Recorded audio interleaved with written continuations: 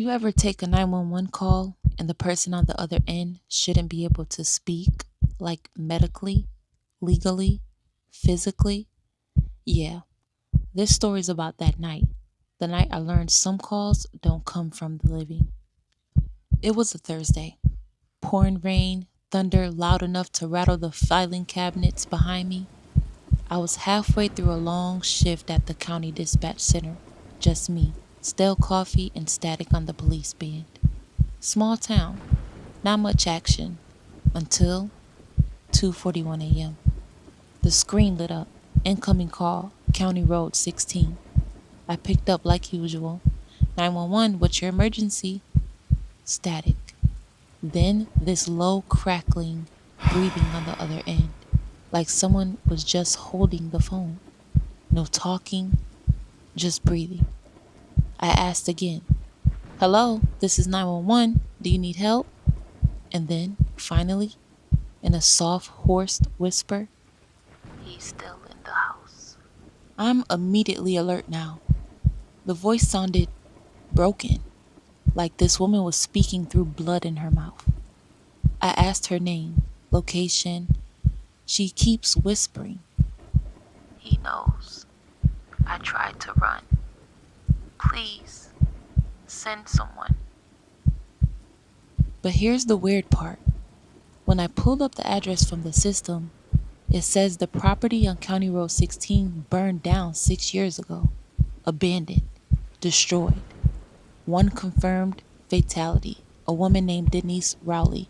Murdered suicide. Husband killed her, set the house on fire, and died with her inside. But this voice sounded like her. I radioed the nearest officer, Ramirez, who's out near that area. I tell him what I heard. Even though it sounds crazy, he chuckles at first, thinks it's a prank. You want me to drive out to the ash heap where the guy torched his wife? But I'm not laughing. I heard real fear in that voice. He agrees to check it out. 12 minutes later, he radios back. Dispatch, you're not gonna believe this. Ramirez pulls up to the old lot.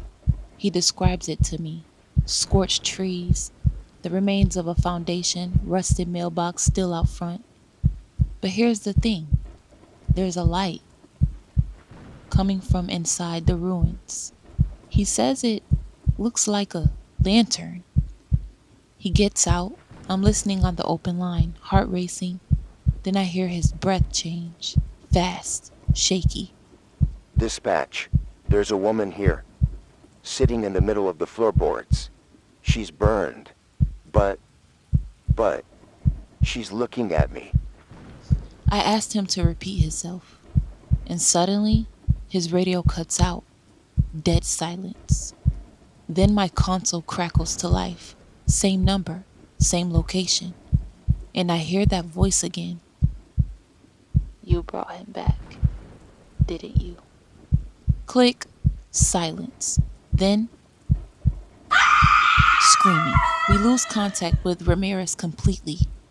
When backup arrives 15 minutes later, they find his cruiser engine running, door open. No sign of him. Just the scorched earth and something new. Fresh boot prints leading into the rubble, stopping right where the fire started. And beside them, an officer's badge, still warm. They never found Ramirez. They filed it as officer disappearance in line of duty. But people around here whisper, especially other dispatchers, because 3 weeks later, the same call came in again. Same voice, same whisper. He's still in the house. That night, my partner had called out sick, and dispatch was stretched thin. I was only 6 months into the force, still on probation, still trying to prove myself. So when the call came in, 309 Rivington Street, welfare check, file order, possible 1054, I responded, alone. Big mistake. Rivington was one of those streets the city forgot. rusted mailboxes, boarded up windows, and overgrown yards.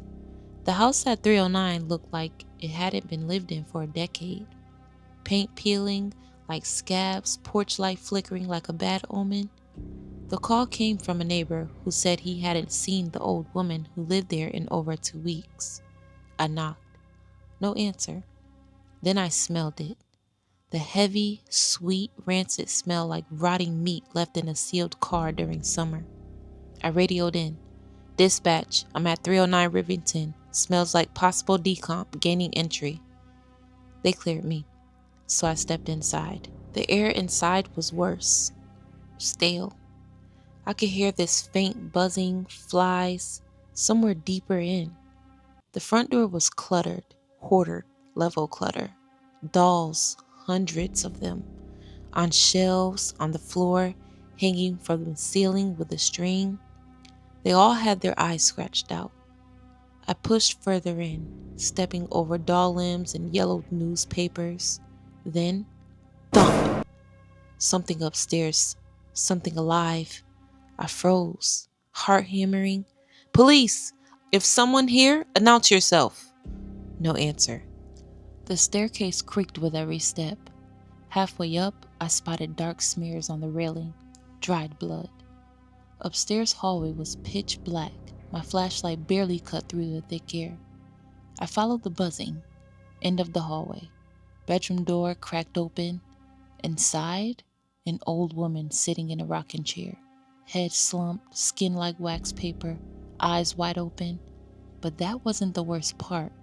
Behind her, a man stood perfectly still in the corner. I raised my weapon instantly. Turn around! Hands where I can see them! He didn't move. I stepped into the room, light shaking. His skin looked off, like plastic. His hands were joined like a mannequin's. Then I realized he was a mannequin, dressed in full police uniform, badge number 1249. My badge number. My heart dropped. I turned to the woman. Her body was fake too, mannequin. Eyes painted open, mouth sculptured in terror. What the hell was this? Then I found the real source of the smell, in the closet. A woman's body mummified, dressed in a tattered nightgown, hands clutching something to her chest. I stepped closer and nearly screamed. She was holding a baby doll. Its head was missing and scratched into the wall behind her. No one listens to the dolls. Then all the dolls in the house started making noise. Not crying, not talking, screaming. All of them. Together. I ran. I didn't care what protocol said. Down the stairs, dolls dangling, swinging wildly. One hit me in the face, its mouth full of human teeth. I kicked the door open. Fresh air nearly made me collapse. I radioed back up. 3 other officers showed up. But when they entered, there was no house. Just an overgrown lot. No dolls, no smell, no body, no 309 Rivington Street. They tested me for everything. Drugs, mental evaluation. They even reviewed my dash cam footage. It cut out right after I stepped onto the porch. Static. When they searched city records, 309 Rivington Street was condemned and demolished in 1987. No one lived there. No calls came from the street. They pulled the dispatch logs, no record of the call. And the badge number, mannequin? My badge number changed the next day. Not by request, by order. No one's allowed to wear that number again. Sometimes, in the quiet of the precinct, I hear it. That distant doll scream.